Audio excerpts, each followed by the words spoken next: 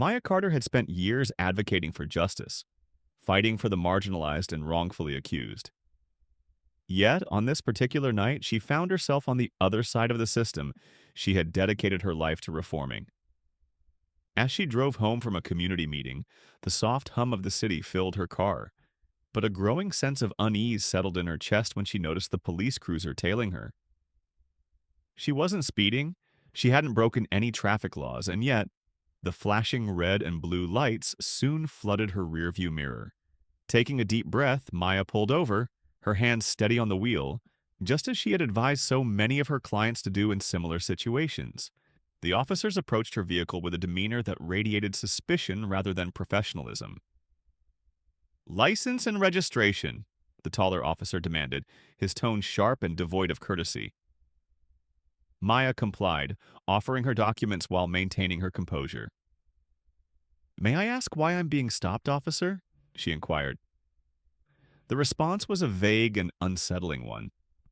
"We received reports of a vehicle matching this description engaged in suspicious activity." The words hung in the air like a fabricated excuse, one she had heard countless times in courtrooms, used as a veil for racial profiling. Her training as a lawyer kicked in, and Maya knew the importance of staying calm. "Suspicious activity?" she repeated, her voice even. "Can you clarify what that entails?" Instead of answering, the second officer shifted, hand resting on his holstered weapon. "Step out of the vehicle, ma'am." The request carried an air of authority, but it was also laced with an unspoken threat. Maya hesitated. She knew her rights. They had no probable cause to remove her from her car. However, she also knew that refusing could escalate the situation. "Am I being detained?" she asked. The officer's jaw tightened, and without another word, he reached for the door handle. Panic flared within her, but she refused to let fear dictate her actions. "I do not consent to this search," she stated firmly. But her words were ignored. Within moments, she was pulled from her vehicle, her dignity stripped away as officers began rifling through her belongings without permission. The blatant disregard for protocol and the assumption of guilt weighed heavily on her, a stark reminder of how deeply entrenched racial discrimination remained within law enforcement. Maya Carter stood on the side of the road, her breath steady despite the humiliation she felt boiling beneath the surface. The officers had stripped her of her dignity, treating her like a suspect instead of the accomplished attorney she was. They had yanked her from her car without cause, rummaged through her belongings as if searching for something incriminating, and ignored her repeated assertions of her rights. The flashing red and blue lights painted eerie shadows across her face, but she remained unbroken, her mind racing through the possible next steps. That was when she made the call. Jamal Carter was in the middle of reviewing case files when his phone buzzed. Seeing Maya's name on the screen, he answered immediately. "Maya, what's wrong?" But her response wasn't her usual calm and measured tone. "Jamal, I've been pulled over," she said, her voice low but urgent. "They're searching my car without cause. I need you here, now." The line went dead. Jamal was already grabbing his coat and keys before the words fully registered. His heart pounded, his hands tightening around the steering wheel as he sped toward her location. A decade working in the Department of Justice had taught him how quickly these situations could escalate. He had seen too many cases where minor traffic stops had turned into irreversible tragedies. But this wasn't just another case. This was his wife. When he arrived at the scene, his black SUV screeched to a halt just behind the police cruisers. The moment he stepped out, he radiated an undeniable authority. Dressed in a tailored suit, his deputy director of the Illinois Department of Justice badge glinted under the harsh glow of the streetlights. Every ounce of his presence was controlled, but his fury simmered just beneath the surface. The officers turned to face him, their postures shifting as they realized they were no longer in control of the situation. "Good evening," Jamal said, his voice measured but icy. "I'm Deputy Director Jamal Carter of the Illinois Department of Justice. Someone want to explain why my wife is being unlawfully detained and her vehicle searched without a warrant?" The silence was deafening. The officer who had led the search stiffened, suddenly aware that this wasn't just another routine stop. His gaze flickered between Jamal and Maya, his initial confidence beginning to falter. "Sir, we received a report about a suspicious vehicle." "Spare me the excuses," Jamal interrupted, his voice sharp as steel. "Let's get something straight. What you're doing right now." The other officer shifted uncomfortably. The weight of public scrutiny was creeping in as bystanders had begun recording the confrontation. The officers exchanged glances, realizing that every word, every movement, was now being documented. This was no longer a routine stop. This was a potential scandal. Maya watched as the officer in charge cleared his throat. "Sir, we were just following protocol."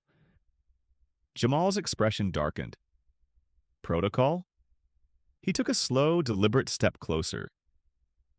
"Since when does protocol involve forcibly removing a woman from her vehicle without justification? Since when does protocol include conducting an illegal search without a warrant or consent?" His voice carried through the street, drawing murmurs from the growing crowd. The officers had no answer. Their silence was an admission of guilt. One of them reached for his radio, but Jamal's voice cut through the tension once more. "Call your supervisor," he ordered. "Now!" The tension in the air was suffocating. Maya stood tall, her arms crossed over her chest, refusing to let the humiliation break her, but inside her frustration was simmering dangerously close to the surface. The officers had stopped speaking, their rigid postures betraying the nervous energy creeping in as they registered the presence of an authoritative figure who would not back down. But it wasn't just Jamal's presence that rattled them. It was the growing number of bystanders who had gathered, many of them holding up their phones, recording every second of the escalating confrontation. A woman in a red hoodie whispered to the man beside her, "Isn't that Maya Carter?" The lawyer? And her husband. "Isn't he some big DOJ official?" The man nodded, his grip tightening around his phone as he continued recording. "Yeah, and these cops just messed with the wrong people." It started with one video being uploaded, then another. Within minutes, social media platforms exploded with footage of a prominent civil rights attorney being unlawfully detained and her car illegally searched. Hashtags began spreading like wildfire. "Justice for Maya. Sakaish. Police abuse of power. Reform now." The digital world ignited. Viewers watched in horror as Maya was forcibly removed from her vehicle without reason, her constitutional rights trampled in broad daylight. Some viewers were outraged at the sheer audacity of the officers, while others, particularly within communities of color, recognized the pattern all too well. "This could have been any of us," one tweet read. "This is why we fight." Back at the scene, one of the younger officers, clearly sensing the impending disaster, shifted uneasily. "Sir," he murmured to his superior, the older officer who had led the charge against Maya, "we might want to de-escalate. People are filming." But the older officer's pride kept him rooted in place. His jaw was tight, his hands resting near his belt as he stared at Jamal. "This is an active investigation," he said gruffly. "We have a right to do our job." Jamal let out a cold laugh, taking a step closer. "Your job? Your job is to serve and protect, not harass and violate civil rights. Your job is to uphold the Constitution, not tear it apart because of some baseless suspicion." He turned toward the growing crowd, raising his voice so everyone could hear him.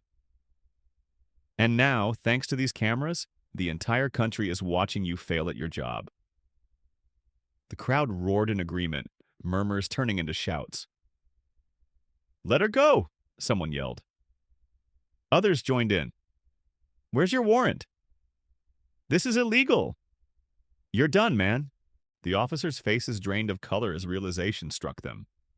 This was no longer a routine traffic stop. This was turning into a national incident. Somewhere in the distance, the sharp wail of sirens signaled the arrival of the watch commander, Lieutenant Thomas Bradford. His black and white SUV skidded to a stop, and within seconds he was stepping out, his face unreadable. He took in the scene, the furious DOJ official, his wife standing defiantly beside him, and his officers looking like cornered animals. Then his gaze flickered toward the crowd, the sea of phones documenting every second. Jamal crossed his arms, his patience completely exhausted.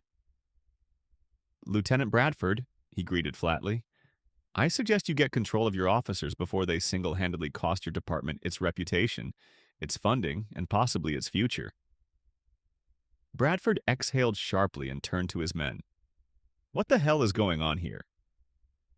The senior officer fumbled for an explanation, his earlier arrogance vanishing. We received a report about a suspicious vehicle. Enough." Bradford's voice was sharp, his gaze piercing. He turned to Maya, his tone shifting. "Ma'am, I sincerely apologize for whatever misunderstanding has occurred here." Maya narrowed her eyes. "Misunderstanding?" she repeated, voice dripping with controlled fury. "Your men dragged me out of my vehicle without cause. They searched my belongings without a warrant. They treated me like a criminal, and you call it a misunderstanding?" The murmurs in the crowd grew louder. The anger was palpable, fueled by the knowledge that too many innocent people had suffered in silence for too long. But this time, the world was watching. Bradford's jaw tightened. He knew there was no smoothing this over. He knew what would come next. The investigation, the disciplinary actions, the relentless media scrutiny. He turned to the officers responsible, his expression hard. "We will be discussing this further," he said through clenched teeth. "For now, you're relieved of duty pending an internal review." The older officer's face went ghostly pale. "Sir, now." As the officers backed away, Jamal finally exhaled, reaching for Maya's hand. She squeezed it, exhaustion creeping into her bones. They had won this battle, but the war for justice was far from over. And as they turned to leave, Maya glanced at the sea of cameras still recording, knowing one thing for certain. This moment was just the beginning. The next morning, the world erupted. The footage of Maya Carter's unlawful detainment had exploded across the internet, shared by activists, journalists, and enraged citizens alike. Millions had watched as she was forcibly pulled from her car, as officers ignored her rights, and as her husband, a high-ranking official in the Department of Justice, obliterated their pathetic excuses on the side of the road. The hashtag number Justice for Maya was trending at #1 worldwide, accompanied by calls for police reform, accountability, and immediate disciplinary action. By midday, every major news outlet, CNN, MSNBC, the New York Times, even international stations like BBC and Al Jazeera, had picked up the story. A CNN correspondent stood outside the Chicago Police Department headquarters, microphone in hand as she reported, "This is not an isolated incident. What happened to Maya Carter is something that happens every day in America to those without power, without a voice. But this time, the system picked the wrong person to target. And now the entire country is watching, waiting to see if justice will finally be served." The mayor of Chicago was on damage control, hastily arranging a press conference. The police chief, visibly shaken, was forced to issue a statement, calling the incident deeply concerning and promising a full investigation. But for many, the time for investigations had passed. They wanted action. The consequences begin. Behind closed doors, Lieutenant Thomas Bradford was furious. He had spent the past 12 hours drowning in phone calls from city officials, the DOJ, and even the governor's office, all demanding answers he didn't have. The officers involved had been stripped of their badges, placed on immediate administrative leave. But that wasn't enough. People wanted arrests. Inside the precinct, the senior officer who had led the unlawful detainment sat at his desk, sweat beading at his temples. He had never imagined things would spiral this far. His career was over, and he knew it. The worst part? He couldn't even defend himself. The footage was undeniable. The Chicago Civil Rights Bureau formally opened an investigation, and within 24 hours, the Department of Justice announced it was launching a federal probe into systemic abuses within the department. Jamal Carter wasn't done. He stood at a podium that afternoon, facing a crowd of journalists, activists, and furious citizens, Maya was beside him, her hands clasped in front of her, her expression a mix of exhaustion and unwavering resolve. "What happened to my wife is what happens to thousands of Americans every year," Jamal began, his voice like iron. "The only difference is that this time, you all got to see it." He paused, letting the weight of his words settle over the sea of cameras. For too long, officers have used their badges as shields to justify unlawful detainments, racial profiling, and abuses of power. We will not let this go unanswered. We demand transparency, we demand reform, and we demand justice. The crowd erupted in applause and chants, voices echoing through the city like a battle cry. This was no longer just about Maya, this was a reckoning. The days that followed were a storm, unlike anything the Chicago Police Department had ever faced.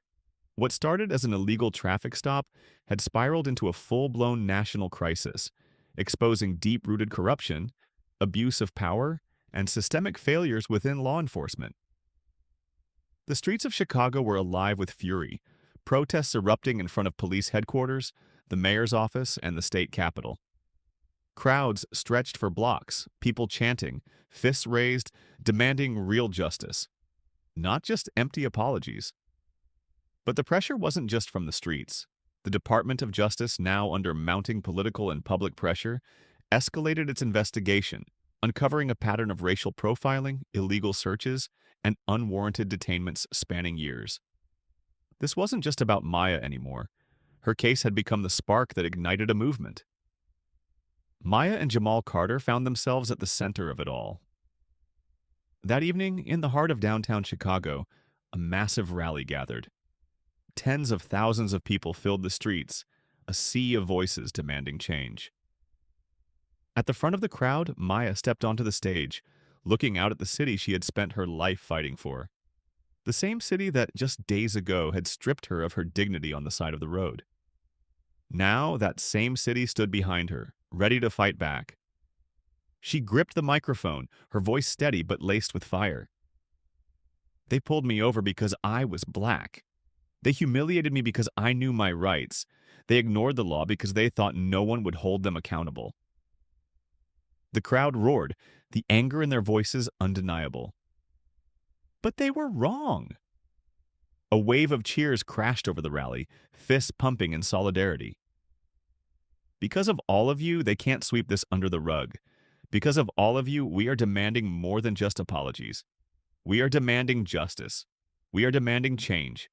And we will not stop until we get it." Her words were a battle cry. The following morning, the consequences came hard and fast. The officers responsible for Maya's unlawful detainment were fired. The police chief was forced to resign under national scrutiny. And then, the unthinkable. The mayor announced a full-scale reform initiative, dismantling long-standing policies that had protected corrupt officers for decades. New de-escalation and anti-bias training programs were implemented. A civilian oversight committee was established, with the power to investigate and discipline officers. The Justice Department's federal probe broadened into a full-scale investigation into law enforcement abuses across the country. And Maya? She didn't stop there. She became a national advocate testifying before Congress, appearing on major news networks, fighting for legislation that would prevent what happened to her from happening to anyone else. What had started as one woman's humiliation on the side of the road had become a national reckoning, and this time, change was inevitable. In the weeks that followed, Maya Carter's case became more than just a moment. It became a movement. But for Maya, it was never just about her. It was about the countless individuals who had faced the same injustice but never had their voices heard. It was about the people who were wrongfully stopped, searched, and humiliated, but whose stories never made it to the headlines. She knew that real change wasn't just about punishing a few bad officers. It was about dismantling the system that allowed them to act without consequence. That's why she didn't stop. She worked tirelessly to push legislation that would demand police accountability. She helped launch a nationwide initiative that provided legal representation to victims of racial profiling and unlawful detainment. She stood before Congress, before governors, before police unions and city officials, forcing them to confront the truth. forcing them to see what had been ignored for too long. But more than that, she became a beacon of hope for young black girls who watched her stand her ground and saw themselves in her strength. For victims who had once felt powerless but now saw that justice wasn't just an impossible dream. For communities that had long been silenced, now finding the courage to speak out. And as Maya looked out at the thousands who now stood beside her, fighting for change, she realized something powerful. What was meant to break her had only made her stronger. She had turned her pain into power, her suffering into change. And her fight was only just beginning. As the months passed, Maya Carter's name became synonymous with justice and resilience. What had once been a personal violation had transformed into a national turning point, a rallying cry for reform that lawmakers could no longer ignore. But Maya knew that change wasn't a moment. It was a movement, and movements required constant vigilance. Across the country, police departments faced mounting pressure to reform their policies, implement anti-bias training, and establish civilian oversight committees. The Department of Justice launched a federal initiative targeting racial profiling and unlawful detainment, ensuring that what happened to Maya would not happen again, at least not without severe consequences. The fight for police accountability had reached new heights, and for the first time in years, there was hope that real, lasting reform was within reach. But Maya didn't just advocate for policy change. She mentored young attorneys, equipping them with the tools to fight injustices in court. She spoke at universities, inspiring future leaders to never back down in the face of corruption. She worked with grassroots organizations, ensuring that victims of police misconduct had the legal support they needed. One evening, as she prepared for yet another speech, she received an email from a young woman. "Because of you, I didn't stay silent. I fought back, and I won." Maya smiled. That was the real victory. Not just policy changes, not just legal reforms, but empowering people to believe in their own strength. To know that their voices mattered. That justice wasn't just something to wish for, it was something to demand. And as long as injustice existed, Maya Carter would never stop fighting.